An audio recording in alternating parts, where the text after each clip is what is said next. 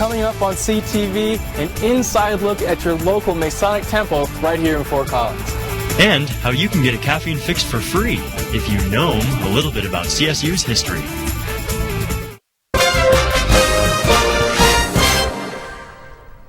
Welcome to CTV on this Thursday night. I'm Wayne Stafford. And I'm Michael McNulty, filling in for Kirsten Swanson, but she'll be joining us later in the field. Well, this morning was the CSU Board of Governors meet to discuss the possibility of the on-campus stadium. CTV reporter Lena Howland is live at the Laurie Student Center to tell us what happened at this meeting. The CSU Governing Board voted unanimously this morning to move forward with the on-campus stadium project, although the board did give President Tony Frank several stipulations, such as encouragement to move forward with fundraising efforts as half of the $246 million will have to be raised by October of 2014. They also gave him reason to work with the community to minimize impact should the stadium go up. Here's a look at what Jack Graham had to say. This is a really exciting day for us. For them to come back and give us a unanimous decision that yes, we should go forward and see if we can raise the money to build an on-campus stadium is really fulfilling and really exciting. So now it's time for us to move from being in support of this stadium to giving in support and doing in support of the stadium. Well, coming up on CTV, a look at yesterday's presidential debate at the University of Denver. And political reporter Sean Corbett will join us to discuss the day and the future of the debates.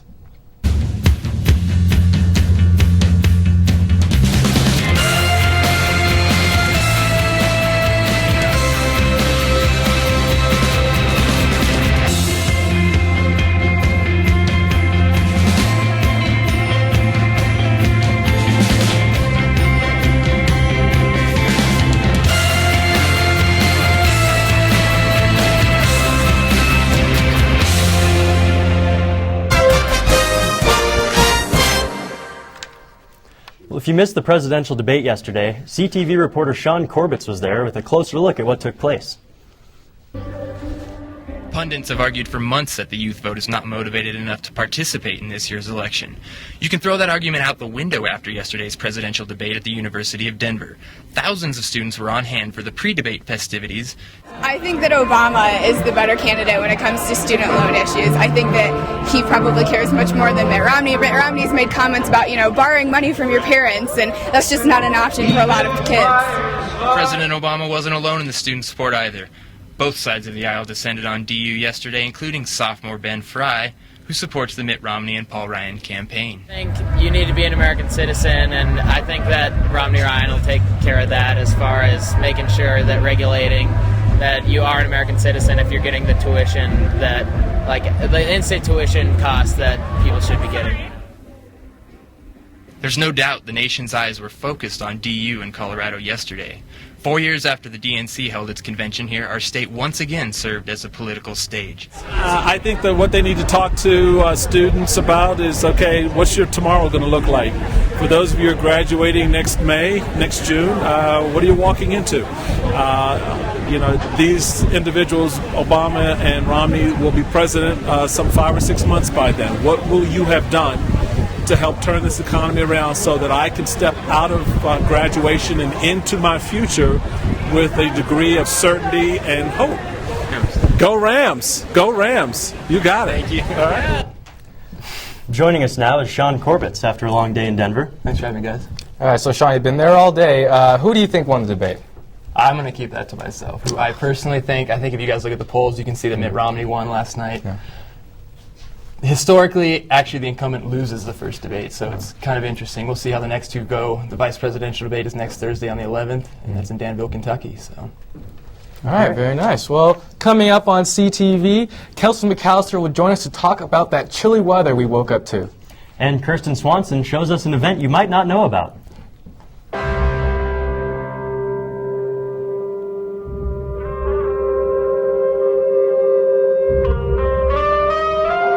7,000 high school students drop out every school day.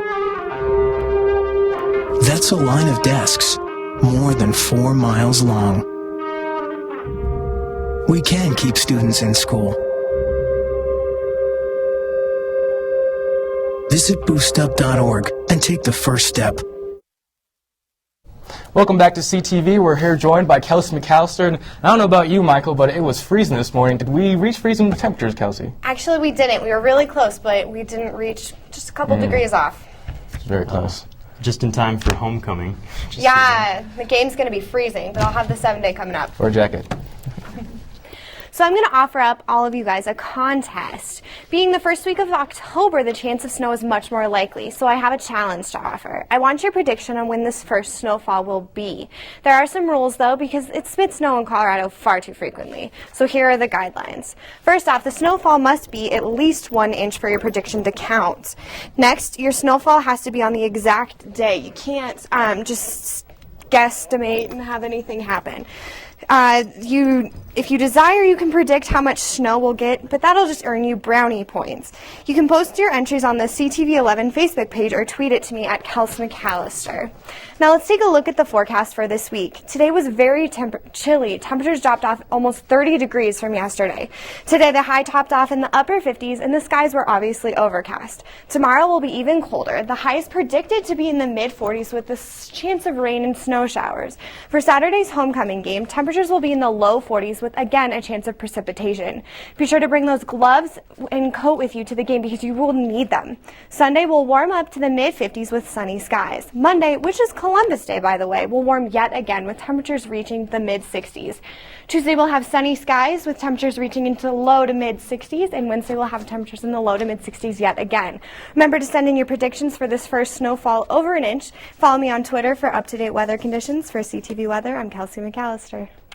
Thanks, Kelsey. Well, students will celebrate all things CSU this weekend for homecoming festivities. Whether you prefer the parade or football games, there's another event that a lot of students don't know about. CTV reporter Kirsten Swanson is in the library to tell us all about it. That's right, Wayne. Traditions are huge here at CSU, and homecoming week is no exception. That's why Traditions Council hid a few surprises in some of the most historic areas around campus. A scavenger hunt of sorts, with one sweet prize from an off-campus cafe. I heard there were gnomes chilling on campus, like little garden gnomes, so I went on the hunt. Yes, garden gnomes, like these pictured here, took up home all over campus this week.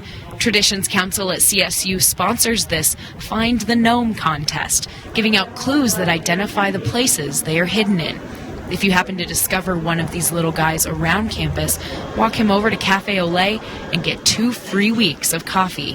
The coffee shop is a short walk from main campus, located off College and Laurel.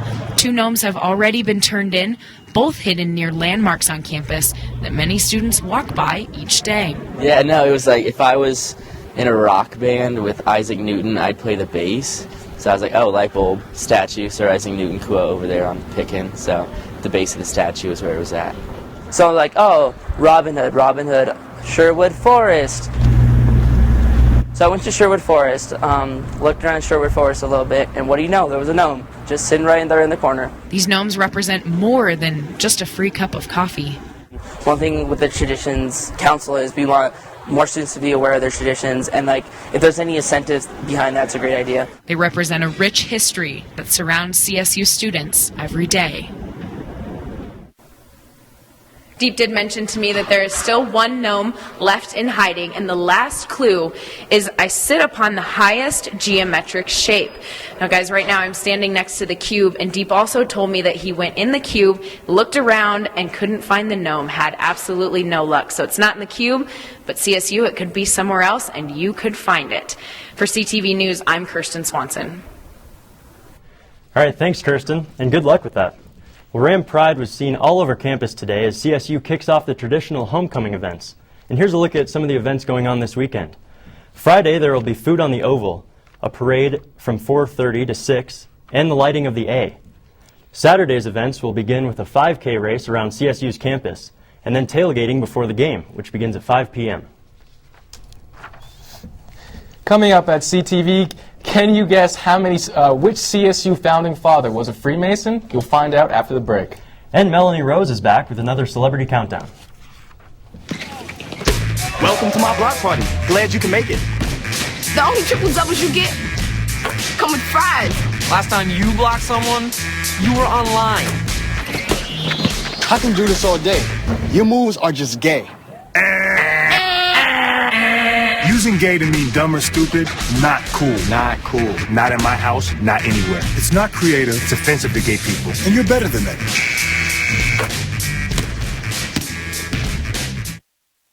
All right, so for all of you who have seen the movie National Treasure and have heard a conspiracy story or two, you probably have heard of the Freemasons. I sat down with a few of them today at the Masonic Temple right here in Fort Collins. Yes, on Oak and Mason is the Collins Lodge Masonic Temple, first chartered in 1870. This is where we hold activities, Masonic activities up here. This is a typical lodge setup for. This is, like I said, we have Masons are found all over the world. You go any place in the world and you find a Masonic lodge and find a Mason, but most of what we learn is done from mouth to ear. It's done, memorization is mouth to ear, and it's nothing. You don't receive a textbook and you say you learn that stuff. It's all taught from mouth to ear. The requirements to become a Mason vary depending on which jurisdiction you're in. But here, 18, male, good report, and recommended. We're now here at the Temple's Museum, home to centuries of Masonic history, tradition, and symbols. And in fact, there's a lot of CSU people is on here. Newsom Hall, he's on here someplace. Very cool. Through their teachings and tradition, the Freemason organization helps their fellow man and gives back to the community. To learn more about Freemasonry in Fort Collins, contact Fidelity Lodge number 192 at 225 West Oak Street or visit their website at ftcfreemasonry.org.